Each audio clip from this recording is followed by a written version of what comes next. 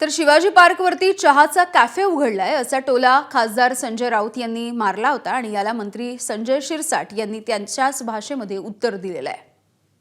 मी बोलले त्यांच्याकडे एक शिवाजी पार्कला कॅफे उघडलेला आहे, चहा पाण्याचे कार्यक्रम, पान सुपारीचे कार्यक्रम होतात आणि वेगळ्या वेगळ्या विषयांवर होतात आणि असे सांस्कृतिक कार्यक्रम तिथे शिवाजी पार्कला व्हायला पाहिजे, नाहीतर तिकडलं मराठी पण त्या भागातलं नष्ट होईल। स्वागत आहे बघा, नाव मराठी भाषेचं असतं, पडद्यामागे काय चालतं याची इत्थंभूत माहिती आमच्याकडे येत असते। तुम्ही महाराष्ट्राच्या जनतेला मूर्ख समजू नका।